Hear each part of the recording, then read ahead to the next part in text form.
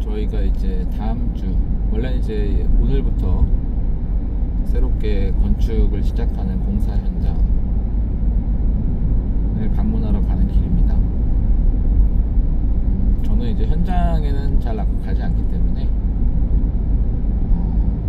평소에는 갈 일이 많이 없지만 보통 이렇게 시공 시작할 때, 그리고 오늘은 현장을 책임지는 대표와 잠깐 만나서 전달받을 것도 있고, 그래서 부지런히 인제 현장을 향해 가는 길입니다. 강원도 봉평면에서 출발해서 인제까지 가는 길이고요. 이번 현장 같은 경우에는 설악산의 서쪽에 있는 굉장히 좋은 필지를 가지고 계신 건축주분께서 현장 건축과 이동식 주택을 동시에 별채로 쓰시는 것까지 계약을 해서 진행을 하게 되는 현장입니다. 원래 이제 눈이 오는 게 끝났다라고 생각해서 이제 기초공사에 대한 일정이 잡혔는데, 갑자기 때늦은 대설이 와서, 그래도 다행인 건 오늘까지는 아쉽지만 이제 오늘 터파기 공사가 진행되는 게 원래 맞았는데, 눈이 아직까지는 많이 쌓여있는 상태여서 다소 어려울 것으로 판단되고 있습니다. 지금 뭐 양쪽으로 보이시겠지만 강원도는 이렇게 눈이 오면 잘 안 녹아요. 그래서 한 4월, 저도 이제 처음 4월까지 경험해보지 못했지만 4월, 5월까지도 일부 필지에는 눈을 그대로 볼 수 있는 그런 환경입니다.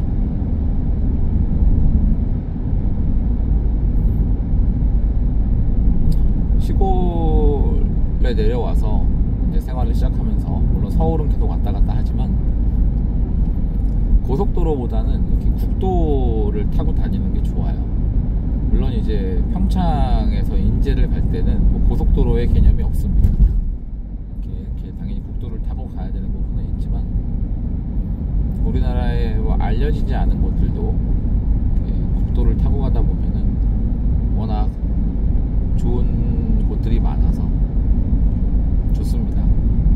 아마 오늘은 넘어갈 때 산길을 넘어갈 것 같은데, 눈이 어떻게 쌓여서 지금 앞에 잠깐 보이시는 것처럼 카메라에 다 담기진 않지만 이렇게 설산의 풍경들이 강원도는 굉장히 예뻐요.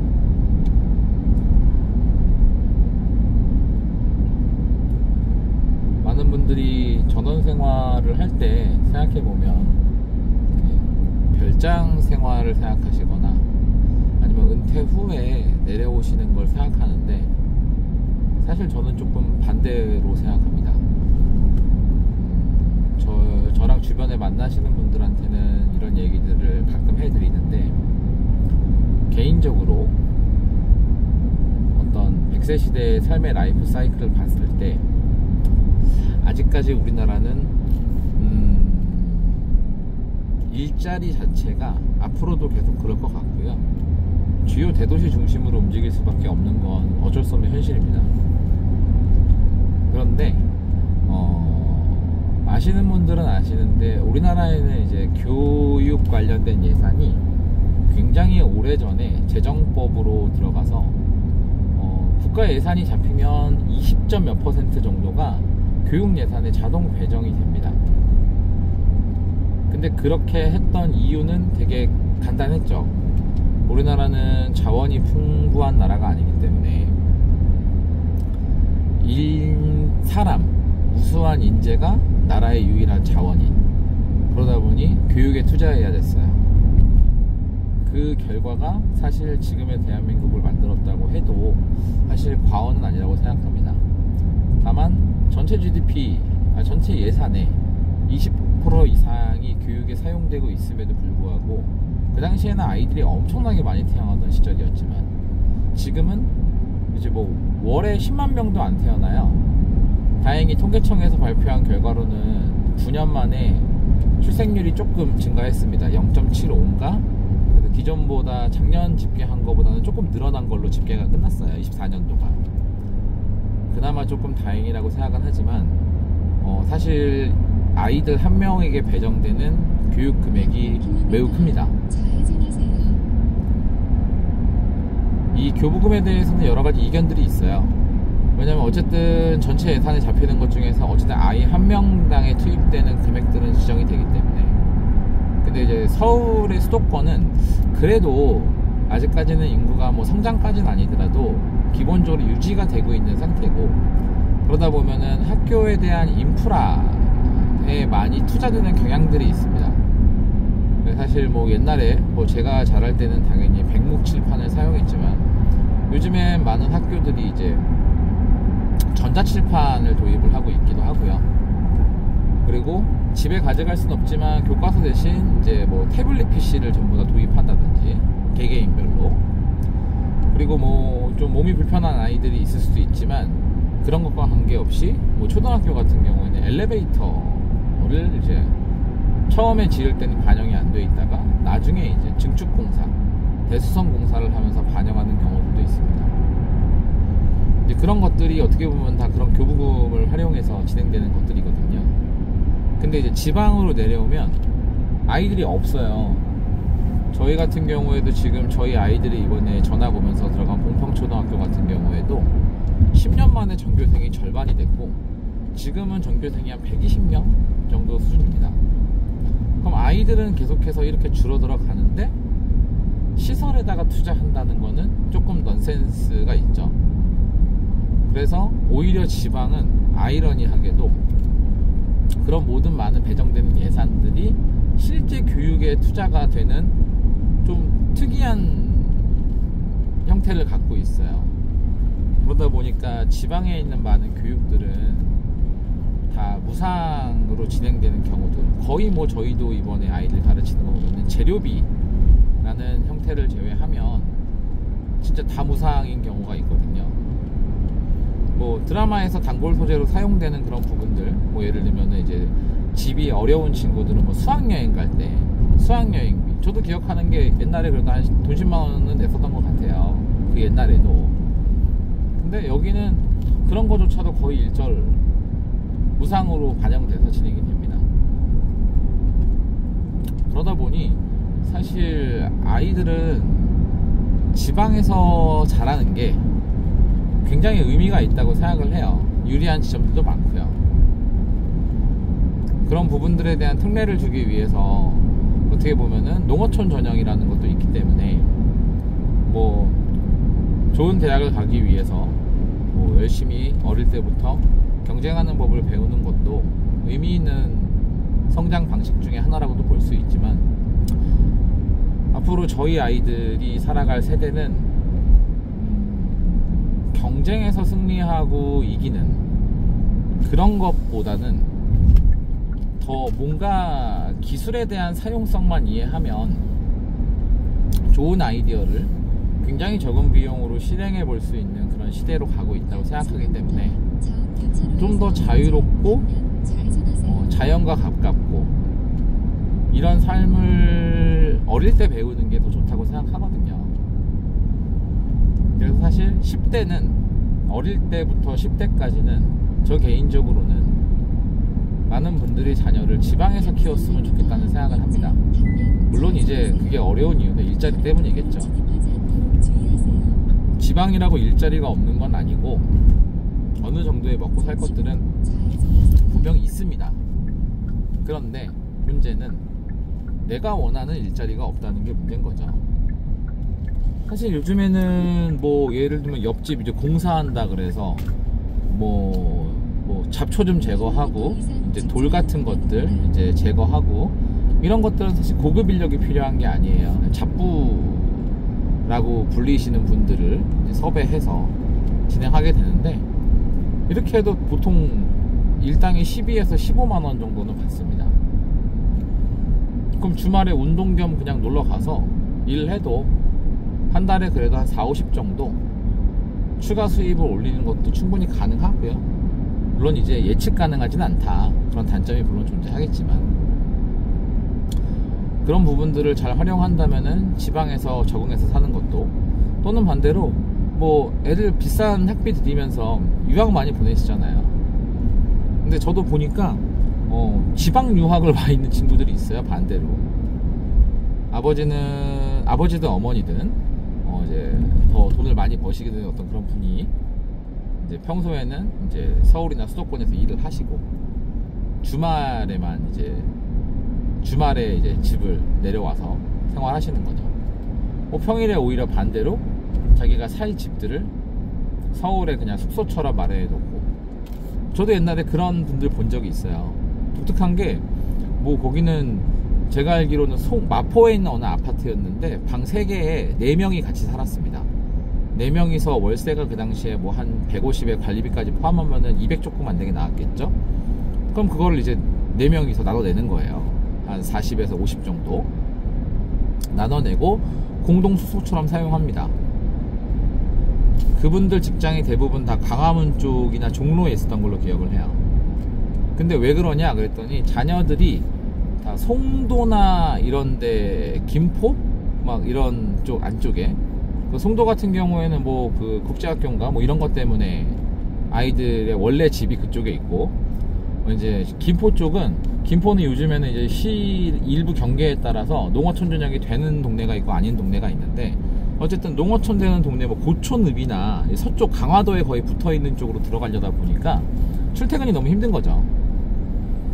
그런 식으로 해서 뭔가 조금 더 좋은 교육 환경을 주면서도 한 사람의 부모만 희생을 하면은 얼마든지 사실 누릴 수 있는 생활 양식이라는 것도 저는 충분히 납득이 되더라고요. 그런 경험들과 노하우들을 계속 저도 공유를 받다가 이제 현대자동차랑 회사를 관두고 스타트업에 합류했다가 제 사업을 시작을 하면서, 제 사업은 좀 더 장소에 대한 구애를 받지 않는 그런, 플랫폼이 완성돼서 운영이 되더라도 굳이 장소에 대해 구애받을 필요가 없는 사업이기 때문에 처음부터 저희는 법인을 설립할 때 강원도로 설립을 했고, 이왕이면은 저희가 회사가 잘 돼서 많은 세금을 부담할 수 있게 되더라도 지방 살리기에 더 그 돈이 투입됐으면 좋겠다는 개인적인 좀 바람이 있었습니다. 그래서 그렇게 했고요. 그래서 사실 20대에는 여전히 AI 시대가 되고 뭐 여러 가지가 바뀐다고 해도 뭐 사람들의 생각과 다르게 저는 학벌은 훨씬 중요해질 거라고 생각합니다. 학벌과 네트워크는 오히려 그럴수록 더 강한 힘을 발휘하는 경향을 갖고 있다고 보거든요. 그래서 20대, 30대는 약간은 치열하게, 자기 가정을 꾸리기 전까지는 굉장히 치열하게 그런 서울 수도권과 아니면 해외를 가더라도 그런 곳에서 또 주요 대도시의 생활 양식도 배울 필요가 충분히 있기 때문에 그 시절은 도시에서 보내는 게 맞다고 생각합니다. 근데 20, 30대를 치열하게 보냈어요. 그럼 사실 엄청나게 부자까지 되진 않더라도 어느 정도 아끼고 살았다면 기본적인 자산 형성은 가능합니다. 한 30대 중반까지만 해도 여러 가지를 아끼고 살다 보면은 사실 1, 2억 정도를 모으는 거는 그렇게 불가능한 정도의 목표는 아니에요. 뭐 10억, 20억을 모으는 거는 사실 거의 불가능하지만 실제로 그 정도의 기초자금을 마련하는 거는 그렇게 어려운 일은 아닙니다. 물론 여러 희생이 필요하겠죠. 근데 그렇게 돼서 40대가 되면 이제 뭐 정상적인 결혼을 했다면, 결혼을 하지 않았다면 훨씬 유리할 거고요. 정상적인 결혼을 해서 가족을 만들었다면 자녀가 생겼을 것이고, 그 자녀를 시골에서 키우기 위해서 본인도 다시 한번 전원 생활을 시작하는 것도 굉장히 의미 있는 선택이라고 생각합니다. 왜냐면 사실 이 나이를 먹고 전원 생활하는 게 사실 훨씬 힘들어요. 오히려 저는 반대로 생각하는 게, 한 40대 정도, 40, 50대는 뭐 혼자 자기 몸으로 뚝딱뚝딱 기술도 익히고 뭐 그러면서 뭐 마당도 가꾸고 집도 직접 수리하고 뭐 농작물도 가꾸고, 이런 것들이 또 하나의 즐거움이고요. 굳이 그렇게 몸을 열심히 써서 배우는 것들이 삶에 도움도 되고, 굳이 비싼 돈 들여서 PT 받고 헬스장 가지 않아도 건강한 몸을 유지할 수 있습니다.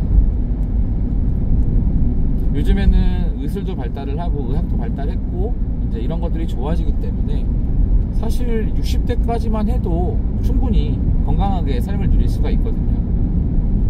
근데 이제 70세로 넘어가는 순간부터 좀 상황이 달라집니다. 사실 뭐 저는 그렇게 생각해요. 평균 수명은 늘어났지만 의학의 발달과 여러 과학의 발달로 평균 수명은 분명히 늘어난 건 맞아요. 하지만 70대에는 병원이 가까이 있어야 돼요. 시골의 가장 큰 문제는 사실 병원 인프라에 대한 게 가장 큰 문제입니다. 그래서 어찌 보면, 그리고 70대가 되면은 이제 이런 것들이 운동이 아니라 고난이 되기 시작하는 거예요. 그러면 그때 오히려 맞는 삶의 양식이 아파트인 거죠. 생각해보면 나는 그냥 집에서 그냥 그 아파트가 어떤 공동주택의 삶에서 지켜야 할 매너만 지키고 산다고 하면은, 나머지는 그냥 관리비만 n분의 1로 납부하면, 주택에 산다는 건 모든 비용을 나 혼자 부담한다는 의미지만, 공동주택에 산다는 거는 공동의 비용은 공동으로 n분의 1로 부담한다는 개념이거든요. 그렇기 때문에 당연히 나이가 먹으면은 엄청나게 자산을 잘 준비하신 분들이 아닐 경우에 당연히 가처분 소득이 활발하게 일할 때보다는 줄어들 수밖에 없고요. 그렇게 되면 오히려 아파트를 선택하는 것도 다시 좋은 삶의 선택이라는 거죠. 그럼 그렇게 됐을 경우에 다시 내가 그 나이가 되면은 다시 자녀들이 40대가 될 거잖아요. 그러면 이제 그 친구들한테 오히려 다시 지방의 전원 생활을 물려주면서 나는 아파트로 가고, 이런 방식의 사이클을 저는 계획을 하고 있고요. 사실 뭐 이제 서울 수도권은 다시 뭐 재사업이 엄청나게 잘 되거나 뭐 투자하는 것들이 잘 풀려서 잘 된다면 가능할 수도 있겠지만, 뭐 그렇지 않을 경우에 그냥 가장 2차 합리적인 대안으로 생각하는 게 원주 정도의 도시를 생각하고 있습니다. 원주는 뭐 서울에서 차도 안 막히면 1시간이면 가고요. 그리고 뭐 KTX 잘 연결돼 있고, 제일 좋은 게 어쨌든 원주에는 세브란스 병원이 있습니다. 그 세브란스 병원 바로 옆에 있는, 그래도 올해 10년 안쪽에 신축 아파트들을 한번 돌아보니까 한 3억 5천에서 4억 정도의 매수가 가능한 매물도 있어요. 아파트는 어느 정도 담보율이 나오기 때문에 전액이 아니더라도 다시 어느 정도의 레버리지를 써서 매입을 하게 되면은 뭐 사실 한 2억에서 3억 정도 금액만 있다 그러면은 얼마든지 합리적인 금액으로 다시 도심으로 진입을 해서 살 수가 있습니다. 그래서 저는 그냥 그렇게 생각해요. 그런 삶의 사이클도 한번 고민해 볼 만한 지점 아닌가. 물론 이제 부부 직장이 둘 다 서울에 있고 뭐 이제 그럴 경우에는 사실 쉽지 않죠. 왜냐면 어쨌든 아이들을 지방에 가서 키우려면 둘 중에 한 명은 붙어서 봐주는 부모가 있어야 되고, 이런 삶의 양식이 모두가 선택할 수 있는 방식은 아니라고 생각하지만, 그래도 한번 적극적으로 고민해 볼 필요가 있진 않을까 라는 생각을 시골길을 운전하면서 한번 해봅니다.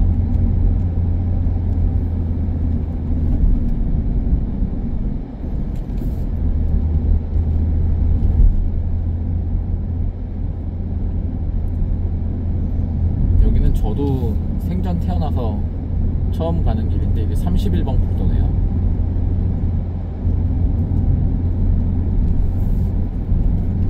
보면은 지금 오른쪽에도 보였지만 이런 국도는 눈 왔을 때 제설 안 해주면은 다닐 수가 없어요. 그래서 항상 저런 제설차들이 계약이 돼 있고 정말 눈만 내리면은 바로 활동을 합니다.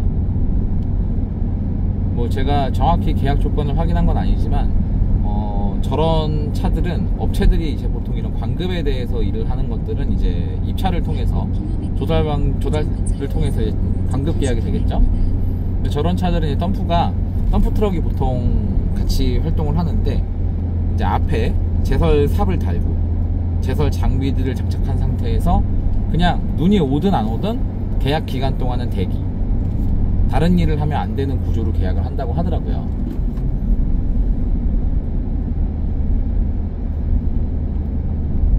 저런 차들이 6m 정도 건축 인허가를 받을 수 있는 땅들은 사실 들어갈 수 있는 거여서 이런 거는 꼭 도로 제설 이후에 메인 도로 제설이 당연히 우선이니까 그렇게 하되, 지난 영상에서도 얘기했던 것처럼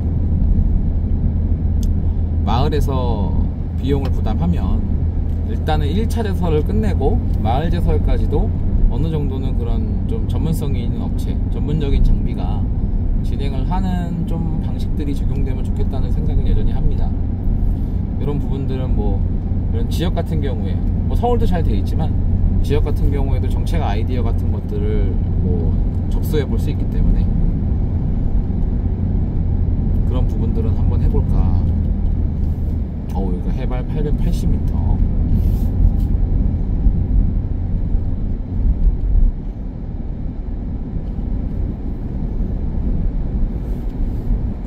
아까 얘기하던 것 중에 제가 평창을 선택한 이유는 여러가지 뭐 장점들이 있지만 그 중에서 제일 좋은 개인적인 장점 중에 하나가 그 아이들이 여기 전입한 지 특정 기간이 지나게 되면은 대학교 등록금을 지자체에서 지원을 합니다.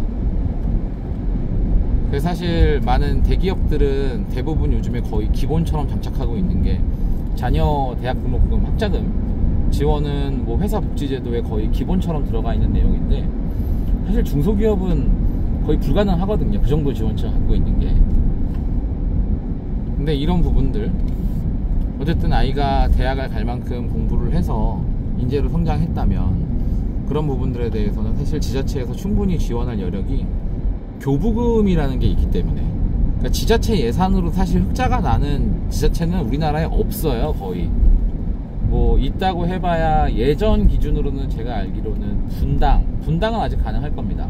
성남시죠. 성남이나 분당 이런 쪽은 이게 가능한 걸로 알고 있고, 옛날에는 부천도 자립이 가능한 데다가 했는데 몇 년 전부터 통계를 보니까 거기도 적자로 돌아섰던 얘기가 있었어요. 그만큼 사실 이제 지방세 거치는 거나 그런 거 중앙에서 별도로 지원을 하지 않으면 사실 독립적으로 운영할 수 있는 지자체는 없습니다. 근데 이제 교육에 관련된 것만은 교부금이라는 것들이 있기 때문에 얼마든지 그거를 교육감과 협의해서 적극적으로 집행할 수 있거든요. 충분히. 그리고 지자체는 그렇게 큰 돈을 들이지 않아도 지자체 정책으로 만들고 이제 군의회 이런 쪽이랑 합의를 잘 하고 체계를 만들면 가능하고, 사실 우리나라에서 태어나서부터 대학교까지에 대한 교육 체계가 가장 잘 돼 있는 지자체가 잘 모르시는데 강원도 화천군입니다. 강원도 화천은 정말 찾아보시면 대박이에요. 대박. 일단은 뭐 아이들이 별로 없기 때문에 민간 사업으로 학원 사업자를 운영하는 경우는 지방에는 그렇게 많지 않아요. 그리고 아이들도 이렇게 지금 보시는 것처럼 이게 집이 저렇게 멀찍이 하나 있는데 학원 차만 운영해도 서울보다 훨씬 비싼 비용으로 운영할 수밖에 없을 거잖아요.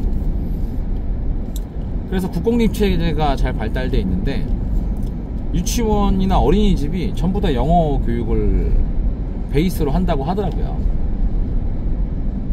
그리고 초등학교 들어가도 모든 프로그램 무료, 중학교 고등학교도 공부방 같은 개념을 운영을 해서 뭐 대치동 A급 강사만큼은 아니겠지만 어느 정도의 훌륭한 선생님들을 배치를 해서 아이들이 그런 학습 체계도 다 무상으로 학교 끝난 이후에도 얼마든지 편하게 배울 수 있는 구조를 갖고 있다고 합니다. 그리고 대학교 등록금 지원은 당연히 해주고요. 그래서 정말 화천구는 이 어떤 전체적인 아이가 태어나서부터 대학교 갈 때까지에 대해서 교육 체계에 대한 빈틈은 아예 없어요. 그 정도로 잘 운영할 수 있고, 그렇다고 화천이 무슨 뭐 특별한 산업이 있어가지고 엄청나게 잘 발달해 있고 지자체 예산이 많아서 한다? 그렇지 않다는 거죠. 우선순위가 무엇이냐, 그런 것들의 선택이 어떤 지역의 삶을 윤택하게 하느냐 아니냐를 많이 좌우한다고 생각해요. 그래서 제가 알기로 화천의 군수님 이름은 기억이 안 나는데, 그분 굉장히 오랫동안 계속해서 재 당선되시면서 한 10년 넘게 군수 생활 하시는 걸로 알고 있고요. 어쨌든 지방 같은 경우에는 여러 컨셉들이 있었어요. 제가 이제 여러 가지를 알아보다 보니까 그 지역을 알아볼 때 우리나라에서 어쨌든 이런 전체적인 교육 체계가 아니라도 대학 등록금을 지원해주는 지자체는 평창, 그리고 이제 화천, 그리고 경남에는 통영시가 지원을 합니다. 지금은 제가 알기로는 이게 그래도 성공적인 그 정책으로 평가가 돼서 좀 검토하는 지자체가 많이 있고요. 강원도는 특히 이제 평창과 화천이 어느 정도 효과가 있다는 걸 봤기 때문에 강원도는 특히 많은 어떤 군에서 도입 검토를 하고 있는 걸로 알고 있어요. 근데 특이한 건 충청도 같은 경우도 독특했던 게, 충청도는 집을 제공해주는 그런 프로그램도 있었습니다. 특히 이제 조건 자체는 그냥 이주하는 건 아니고요, 아이가 있어야 돼요. 초등학교 전입한다는 전제 하에서 집을 이제 지자체에서 뭐 약간 렌트비를 아예 진짜 말도 안 되는 금액으로 내주는, 4인 가족이 살 수 있는 어느 정도의 주택인데 불구하고 뭐 임대료가 뭐 한 달에 뭐 한 30, 40? 아예 뭐 아이 수가 뭐 2명이거나 3명인 경우에는 무상으로 제공하기도 하고, 뭐 그런 제도들이 충청도에는 몇 개 있었습니다.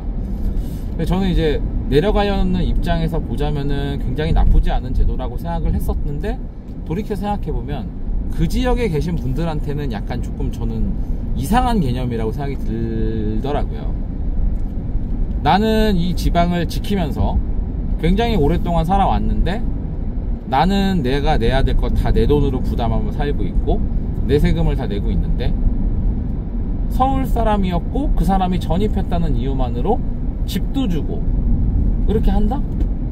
이게 어떻게 보면 약간 그 내려오신 분들과 동네 분들 간에 어떻게 보면은 구조적인 감정의 골이 생길 수 있는 그런 거죠. 그래서 저는 그렇게 뭔가 지자체가 무슨 뭐 주택을 만들어 가지고 뭐 전입하는 사람에게 그런 것들을 제공한다? 이런 형태의 정책은 지속 가능성은 약간 떨어지지 않나 라는 생각을 좀 합니다. 그리고 특이했던 게 전남 같은 경우, 전남 신안이 아마 대표적이었을 것 같은데, 전남 신안군 같은 경우에는 일자리를 줬어요. 일자리를 아예. 그게 뭐야 그랬더니 자세히 알아보니까 뭐 연봉 6천만 원이 가능하다. 근데 알고 보니 이제 계산법 이렇게 하더라고요. 일단은 뭐 최저임금으로 계산하건 어쨌든 그쪽에서도 지방에도 일자리가 있을 거니까 거기에서 예를 들면은 그 기업이나 가게가 그 사람한테 뭐 한 3,500 정도 뭐 예를 들면 그렇게 연봉을 주면 나라에서 약속한 금액은 추가로 지원을 주는 거예요. 그래서 이제 서울에서 일을 관두고 내려와 살더라도 뭐 소득이 줄어들지 않고 정말 식당에서만 일을 하더라도 이제 그런 게 가능하다. 뭐 이런 식으로. 뭐 신안 같은 경우에는 그 이제 홍어가 유명하니까 그 홍어 그렇게 잘라서 하는 게 전문 자격증이 있거든요. 근데 그거를 따게 되면 사실 그거는 실제로도 연봉이 높은 걸로 알고 있어요. 그게 쉽지 않은 일이기도 하고, 그러다 보니까 그게, 그리고 이제 해외에서도 그런 수요가 많아져 수출도 많이 잘 되다 보니까, 그리고 홍어도 진짜 맛있는 홍어는 비싸요. 그래서 이제 그런 굉장히 고소득 전문 직종 중에 하나가 이제 홍어 발골이라고 해야 되나? 어쨌든 이렇게 홍어를 이렇게 해체해가지고 상품화 시키는 그런 건데, 이제 그런 것도 나라에서 지원해서 가르쳐 주겠다, 기술을. 뭐 일자리를 고민한다면 나쁘지 않은 부분이라고 생각하지만, 그것도 역시 저는 지속 가능성은 없다고 생각하는 게, 똑같다는 거죠. 그러면 그 지역에서 계속 3,500만원 받고 일하는 사람은 뭐냐 이거예요. 반대로 생각해보면은 와야 주겠다는 개념이 아니라 처음부터 우리 지역은 이렇게 운영이 돼. 우리 떠나지 마. 그냥 민간에서는 너네한테 월급을 뭐 월 300 주는 게 너무 힘든 상황이겠지만 지자체에서 그런 그 부분에서 소득을 일부 보존해줄게. 어떤 재원으로 어떻게 할 거야 라는 부분들을 해서 그냥 그 지역 사람이 되면은 당연하게 돼야지, 전입을 해야만 그렇게 해준다는 개념으로 가면 그 역시도 사실 영구히 갈 수는 없겠지만 그런 제도 자체가 지속 가능성이 있겠느냐? 저는 개인적으로는 별로 실효적이지 않다고 봐요.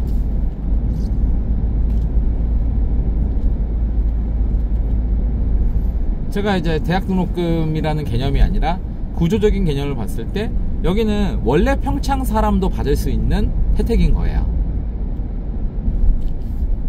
대기업에 취업을 해서 그런 학자금 지원할 수 있는 그런 좋은 일자리를 얻고 그래야지만 받을 수 있는 게 아니라 내가 평창을 지키고 살아도 여기서 계속 거주를 해도 내 아이에 대한 대학교를 보낼 수 있을 때, 우리 아이가 머리가 돼서 그럴 때 그런 비용 부담이 없는 게 내가 원래 태어난 고장이자 내가 사는 동네에서 만든 정책이라고 하면은 이거는 뭐 이견이 있을 것도 없고 충분히 가능한 부분들입니다.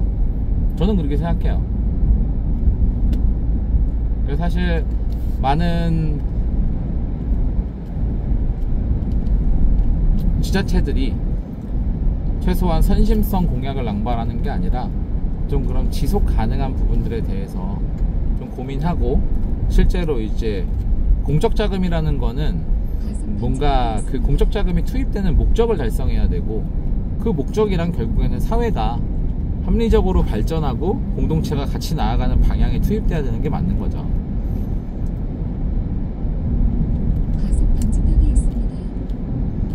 여기는 어느 회사인지 모르고 APS 뭐지? 연수원이 좋은 데 있네요.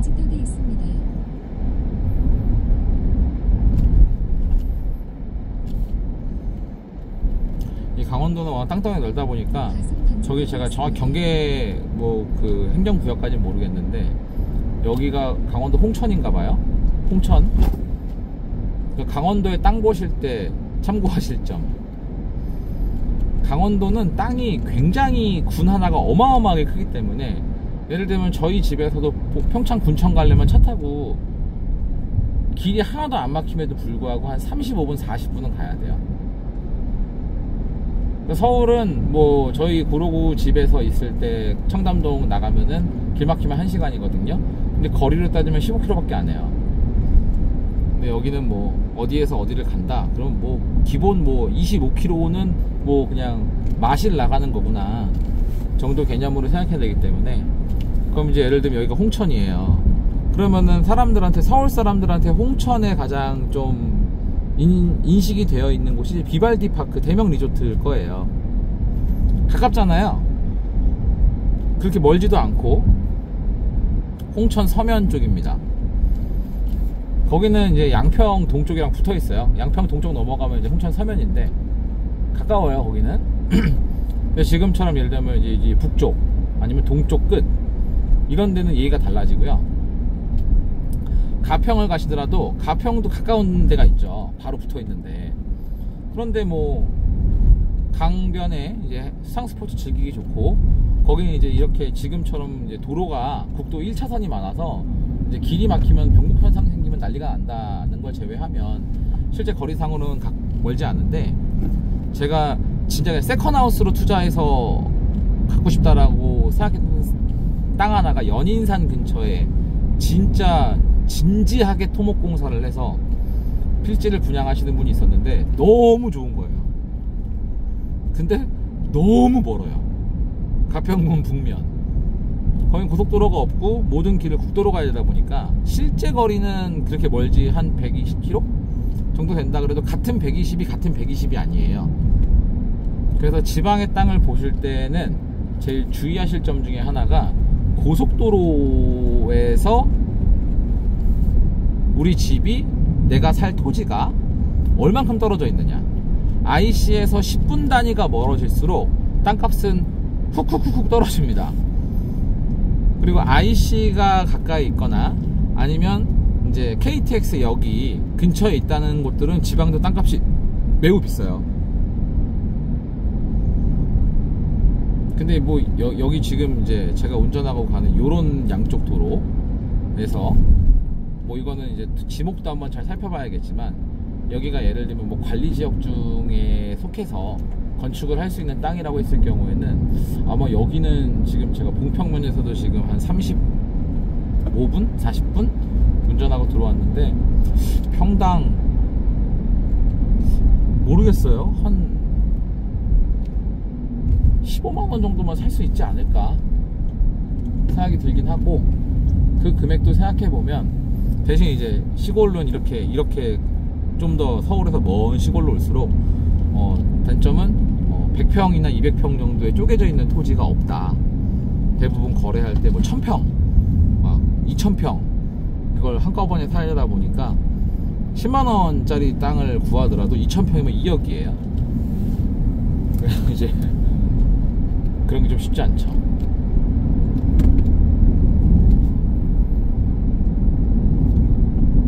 여기도 좋네. 여름에는 눈 다 녹아서. 와, 저기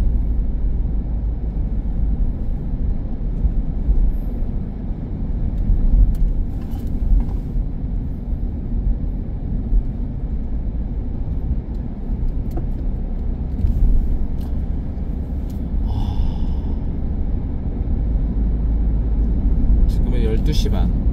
근데 지금 이제 보시는 것처럼 또 땅 보실 때 개인적으로 이거는 뭐 관점의 차이가 있지만 제 개인적인 관점을 말씀을 드리면, 땅은 10월부터 2월 사이에 보시는 게 좋아요. 이제 그 겨울이죠, 겨울. 정확히 표현하면은 겨울에도 내가 갔는데 좋은 땅은요, 봄, 여름, 가을에는 훨씬 좋습니다. 근데 이제 겨울이 되게 척박하고 되게 그런 땅들이 좀 있어요. 그런 데는 이제 사실 여름에 좋은 날씨에 가면은 안 좋게 보이는 시골 땅이 오히려 별로 없거든요. 그래서 이런 부분들을 굉장히 잘 고려하시면서 보시는 게 좋고, 지금 여기 같은 경우에는 이게 보통 이제 골이라 그러잖아요. 골. 산 사이에. 나중에 저희 집도 한번 전체적으로 소개해드린 영상을 찍긴 할 건데, 거기 같은 경우에는 거의 이제 그 필지, 마을 필지의 제일 상단에 속해 있고, 산 끝에가 일부 가려지긴 하지만 거의 이제 분지 같은 형태의 땅이에요. 그렇게 되면은 해가 뭐 집의 향도 크게 중요하지 않습니다. 뭐 남향이 유리하다고 많은 분들이 알고 계시지만, 오히려 이거 잘못 이해하시고 분들 계신데, 시골에 가면은 좀 이제 전원을 즐기고 싶어서 창을 크게 하시는 경우들이 많아요. 근데 남향에서 해가 너무 많이 들어오죠. 그럼 반대로 단열은 잘 만들었는데 창호를 통해서 들어오는 거는 별도의 커튼을 쳐가지고 막지 않는 이상은 열 에너지를 어마어마하게 집안으로 끊어드립니다. 어쨌든 근데 그런 땅은 이제 시간에 관계없이 해가 잘 들어요. 근데 지금 제가 요 땅 같은 경우에는 이런 땅을 와보시면은 골이 깊잖아요. 그러면은 이 정오 시간대에 해가 조금만 넘어가면은 저 필지 모든 게 다 응달이 돼버려요. 막 오후 2시 막 반 지났는데 산에 해가 넘어가면서 햇빛이 안 드니까, 특히 겨울철에는 이제 낮잖아요, 해가. 그러다 보니까 정말 오랫동안 응달이 지는 형태의 땅들이 좀 있어요. 요런 지금 오른쪽에 보이는 요런 땅들은 사실은 괜찮은데, 요런 거는, 근데 아까 이제 지나오는 게 골이 엄청나게 깊은 데는 정말 저도 이제 오후 한 3시 이렇게 지나가도 집 전체, 마당 포함 전체가 햇빛이 안 드는 거예요.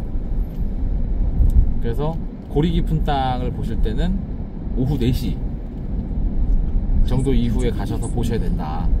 그리고 가능하면 새벽부터 땅을 사기로 마음 먹으셨으면은 거기 새벽부터 저녁까지는 한번 쭉 있어 보시는 게 좋아요.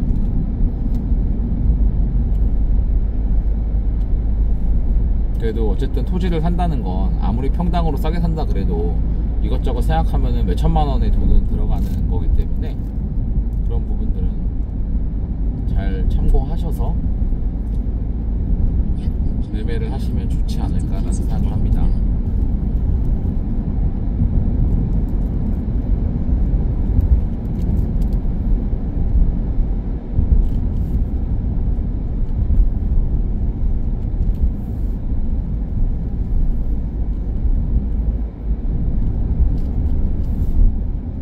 오, 저기는 걸어가시는 분들이 계시네요.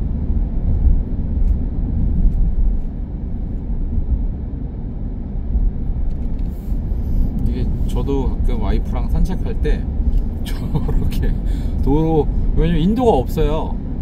근데 저 이 도로로 걸어가지 않으면 갈 수가 없는 곳들이 있어서 저렇게 도로 산책 많이 합니다.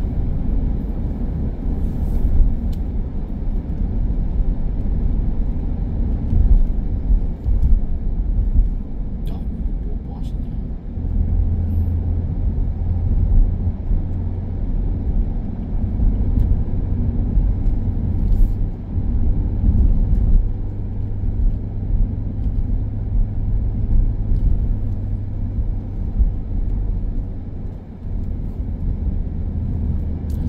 이제 요즘에는 강원도가 사실 아이러니한 게, 옛날에 제가 20살 때가 영동고속도로가 강릉까지 아마 거의 막 개통을 한 게 그때쯤이었나? 그 얼마 안 됐었을 때예요.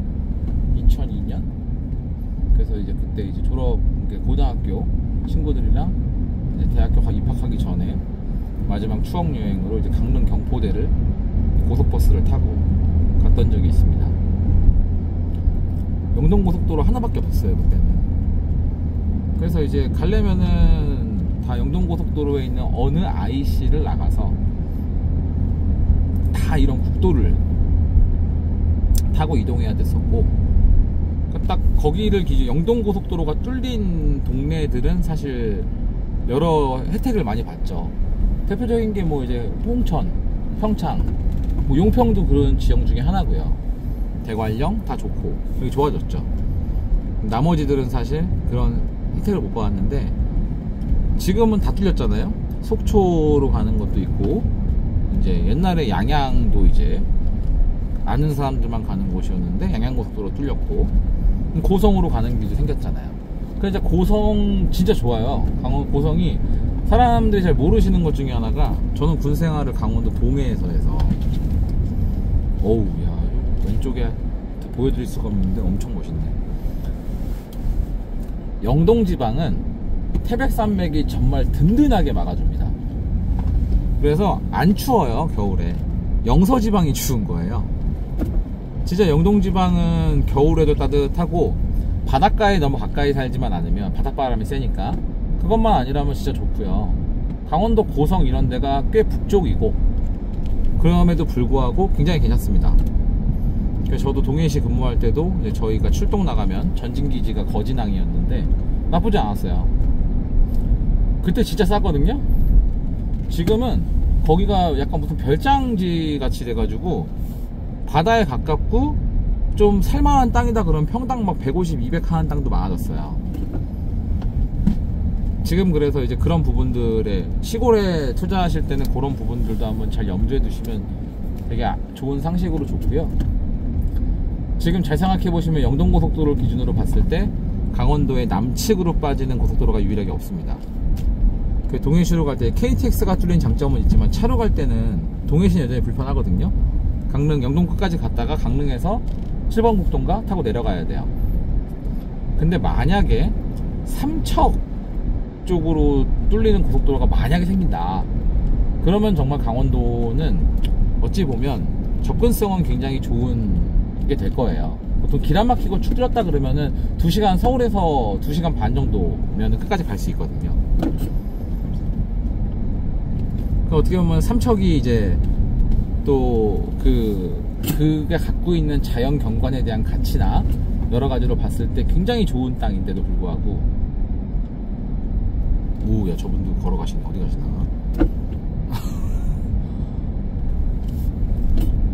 아직까지는 그렇게 많이 금액이 오르지 않는 토지주로 보고 있긴 하나, 거긴 예전에 이제 뭐 화력발전소 만드는 것 때문에 이슈가 예전에 기억나는지 어떻게 했는지 모르겠네요. 어쨌든 그런 부분들, 환선굴, 뭐 대동굴, 이렇게 우리나라에서 말도 안 되는 큰 동굴도 있고, 저도 한번 가봤는데 진짜 엄청 좋거든요. 그리고 이제 뭐 그 정도는 아닌데 솔직히 제가 보기에는 이제 뭐 삼척에 우리나라의 나폴리라고 불리는 장호왕도 근처에 있으니까 그런 쪽도 나쁘지 않습니다.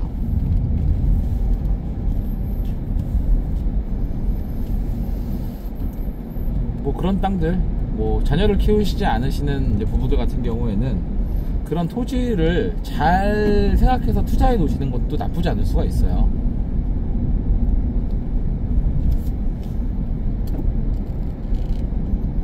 요즘에 그런 저희 근처 동네에서도, 평창이랑 너무 넓으니까 공평면 쪽에서도 피닉스파크 근처니까 저희 동네는 그런 땅을 하나, 잡종지나 이런 땅을 하나 사셔가지고 그냥 건축을 안 하세요. 건축은 하지 않는데 이제 처음에는 텐트를 갖다 놔. 그래서 이제 텐트를 그냥 장박지처럼 쓰시는 거죠. 그런 거 좋아하시는 분들은 뭐 캠핑장 계약하고도 장박을 하시니까. 근데 생각해보면은 사실 뭐 전기 공사, 착공공사만 내놓으면은 이제 임시전기를 한전으로부터 이제 계량기 달아가지고 공사용 임시전기로 받을 수가 있거든요. 그렇게 전기도 딸 수가 있고, 물이 약간 불편할 수가 있지만 진짜 막말로 불편하다 그러면은 지하수 하나 파면 돼요. 만약에 예를 들면은 장박으로 계약했을 경우에 뭐 저는 장박을 안 해봐서 정확한 단가는 모르겠지만 한 100만원이 들었다 예를 들면은 뭐 한 달 빌리는데 100만원 계속 쓴다 그러면은 그거는 그냥 캠핑장 사업자만 돈을 벌고 만 거잖아요. 근데 이제 내 땅이 있으면은 보통 요즘에 지하수 관정 파는데 한 1000에서 1200 사이 정도 비용이 듭니다. 대공으로 파야 돼요. 뭐 소공, 중공은 사실 농업용 물이고, 사람이 먹을 수 있는 물은 이제 먹을 수 있거나 그렇게 깨끗한 물들은 대공으로 파야 되는데 1kg까지 파는 공사거든요. 근데 그거 한번 투자해 놓고, 그리고 뭐 건축까지 할 땅이 아닐 경우에는 오히려 캠핑을 할 경우에는 노지로 들어가는 게 좋을 수도 있으니까 차만 들어갈 수 있다. 그리고 건축 허가만 원래 나중에라도 혹시 모르니까 건축 허가를 받을 수 있는 도로, 현황도로가 있거나 도로 지분을 내가 일부 취득할 수 있는 땅이다 라고 하면은 그런 땅 얼마 안 비싸거든요. 평당 뭐 20짜리 땅도 많습니다. 20보다 안 되는 땅도 있고요. 그런 거 잘만 구하시면은 유일한 단점은 이제 한 군데에만 머무른다. 하지만 그러다가 얼마든지 나중에 팔고 나올 수도 있잖아요. 그리고 처음에 할 때는 그런 비용들이 들어가지만 사실 거래하기가 힘들어서 그렇지 마음 맞는 사람을 찾았다 그러면 그런 거에 대한 시설도 감가 일부 반영해서 다 일부 회수할 수는 있으니까, 뭐 나는 여기저기 다 다니는 게 좋아 라고 생각하시는 분한테는 좀 다른 선택이지만, 나는 그냥 자연을 가깝게 즐기는 것만 좋아 그러면은 뭐 그렇게 분양하는 땅들도 꽤 있어요. 아예 처음부터 장박 캠핑장으로 써라, 필요하면 건축도 인허가 받아서 할 수 있다라는 식으로 해서 뭐 작게는 진짜 50평 단위 땅도 본 적이 있고요 저는. 근데 사실 50평은 너무 실제로 와보시면은 되게 작아요. 그리고 만약에 옆에 들어온 사람이 너무 또 이제 진상이다 그러면 이제 스트레스 받고요. 그거는 뭐 캠핑장 가도 마찬가지잖아요.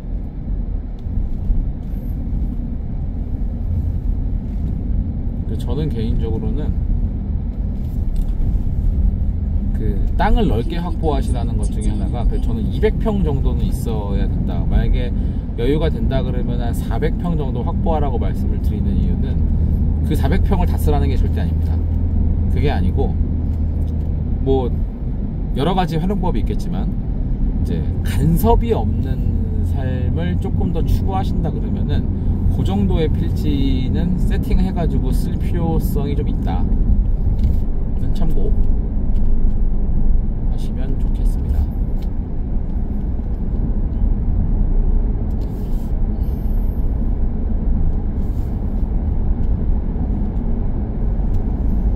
근데 제가 여기 동평에서 출발해서 여기까지 오는데 아까 잠깐 무슨 약간 읍내 같은 데 지나올 때 제외하고 도로에서만 생각하면은 10대 이상의 차를 만나진 않은 것 같은 느낌이 들긴 하네요.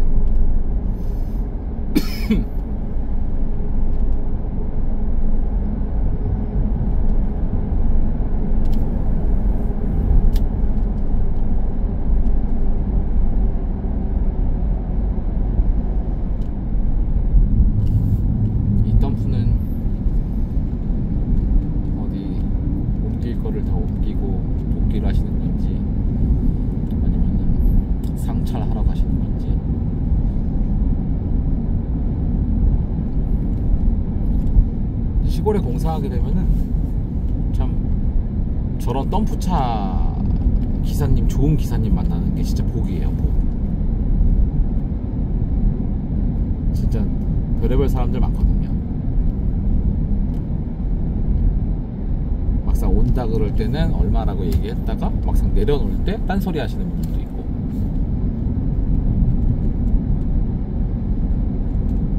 그런 걸 악용하는 법을 아시는 분들이 있는 거죠. 예를 들면 건축 공정을 진행할 때는 공정이 이제 날씨의 변수를 제외하면 공정 계획대로 흘러가야 돼요. 왜냐면은 공정이 길어질수록 인건비가 늘어나니까. 근데 이제 시골길에서 자주 벌어지는 일입니다. 공사할 때 차선을 하나를 막고 양쪽에서 통제하는. 근데 이제 그런 걸 이제 이런 기사님들도 오래 하시다 보면 아시는 거예요. 그래서 뭐 예를 들면 한 40만 원에 온다고 했다가 그 증빙자료 달라 그러면은 나한테 그런 말 없지 않았냐, 44만 원을 줘야 된다. 아니면 우리는 그 지출 증빙을 하려고 하면은 갑자기 50 그게 40이 아니라 50에 해야 된다. 이렇게 얘기하는 케이스가 간혹 있어요. 저희는 아직 그 정도까지 하시는 분을 만나지 못했는데 그런 경험들을 많이 공유를 받게 되고요.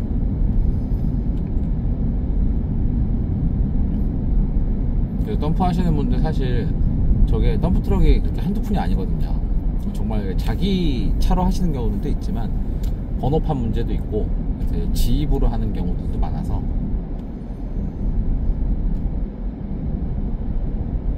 앞에 덤프가 지나가니까 갑자기 그런 생각이 문득 떠올라서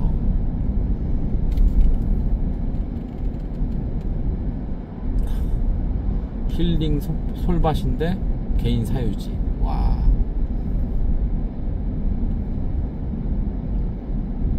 진짜 저기는 건축물 하나, 그러니까 저런 식으로 꾸며놓으면 참 예쁜 것 같아요.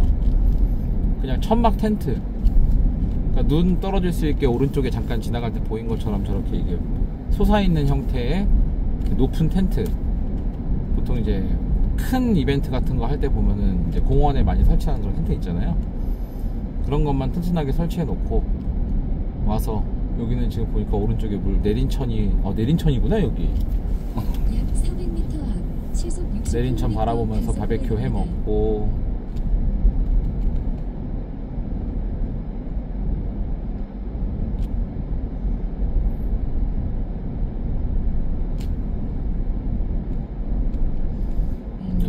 여기 이제 곤충 바이오 센터가 있는 거죠.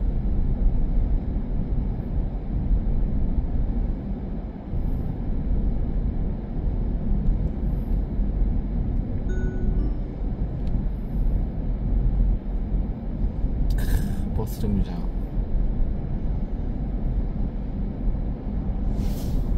저희 동네는 저희 와이프가 알아보니까 버스가 하루에 3번 있더라고요.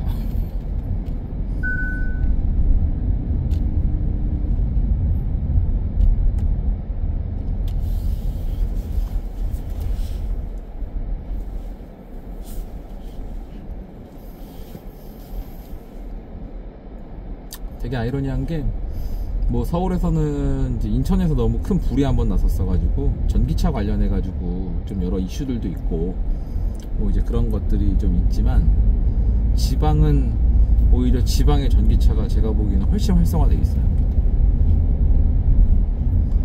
지방살이 하시는 분, 뭐 전국으로 가는 당에서 제가 봤을 때 어느 정도 여유가 있는 집들은 차가 대부분 2대 또는 3대예요. 어떻게 되어 있냐면은 멀리 갈 때 타는 차는 그냥 가솔린이나 하이브리드인 경우가 있고, 대부분 집 앞 충전기를 설치하세요. 그러니까 동네 돌아다닐 때는 전부 다 전기차. 뭐 사실 뭐 캐스퍼 300km밖에 안 간다 그래도 괜찮아요. 평창의 겨울이 엄청 춥기 때문에 사실 300km 간다 그러면은 계산할 때 여기는 그냥 30% 까야 돼요. 주행거리가 300km 간다 그러면 실제로 200km밖에 못 가요, 이 추운 동네 겨울에서는. 그래서 그렇게 계산한다 그러더라도 동네 왔다 갔다 하거나 할 때는 스트레스가 없는 거죠, 전기차인데. 근데 이제 약간 뭐 땅을 넓게 관리하시거나 이제 이렇게 뭐 재배하시는 분들은 이제 여러 가지를 싣고 다니고, 뭐 흙부터 시작해서 뭐 농산물 이런 자재 이런 걸 실으셔야 되기 때문에 그런 집에서는 보통 포터 같은 포터나 봉고 같은 차량이 또 추가로 있어서 뭐 땅 넓게 있으니까 내 땅에 주차하는 건 상관이 없으니 정말 여유 있는 분들은 차를 그렇게 운영을 하시는 경우를 많이 봅니다.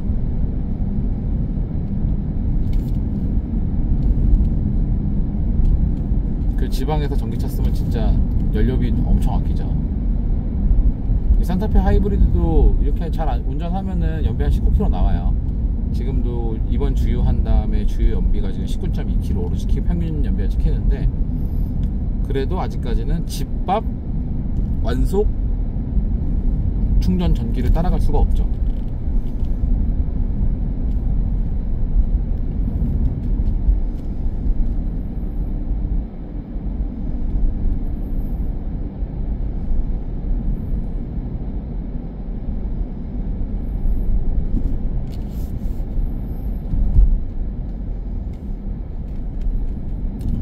국도 운전하다 보면은 이런 묘미들이 있어요. 이 동네는 어떤 마을이지? 여기 있는 동네 분들은 뭐 이제 SNS를 뭐 적극적으로 하시거나 뭐 홍보 같은 거 잘 안 하시니까, 근데 뭔가 숨어 있는 맛집? 여기 맛집일까? 이런 거. 여기도 되게 예쁘게 잘 해놨네요.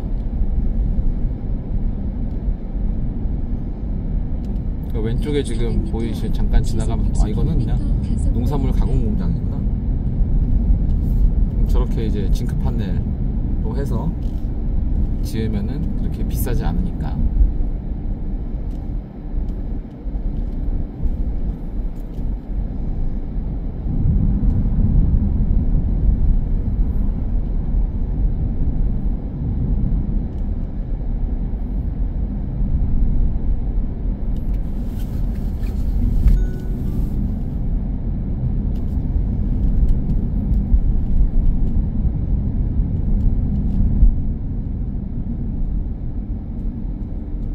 버스 다니는 시간인가봐요.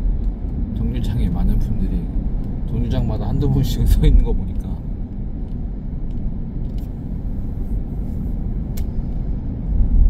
이게 오른쪽 다리에 지금 산불 조심 깃발이 엄청 펄럭이는데, 뭐 이건 참고로 산에 불 내시면은 당연히 안 그러셔야겠지만, 실수로라도 산에 불 내셨다가 되면은 큰일 납니다. 그 재해복구비가 다 개인에게 청구돼서 산에 불 내면은 아마 3대가 망할 거예요. 평생 나라에다가 빚만 갚다가 해야 되기 때문에 항상 꺼진 물도 다시 보시고. 그리고 요게 그런 게 있어요. 여기는 이제 보통 이제 새벽이나 그게 아니라, 여기도 공무원 지위가 있는 건지 아니면 이제 약간 계약직으로 일하는 건지 모르겠는데, 어떤 특히 건조기, 이제 한식에 가까워지잖아요. 건조기라든지 겨울철 건조기나 봄철 건조기, 이런 특정한 시기에는 산불 감시원들이 있습니다. 그 주요 포인트에서 이렇게 보고 있어요. 그러다가 이제 어디서 연기가 올라온다, 그럼 이제 그쪽을 봐야지, 멀리서 본 다음에 와서 이제 경고 주고, 이제 그 즉시 그 자리에서 원래 불을 떼면 안 되는 지역인데 불을 뗐다, 그러면 이제 바로 데려가 나올 수도 있고.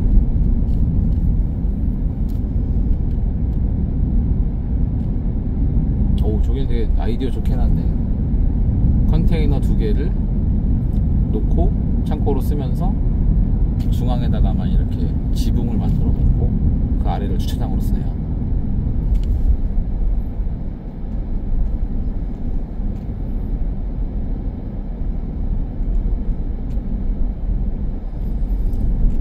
우와, 아직도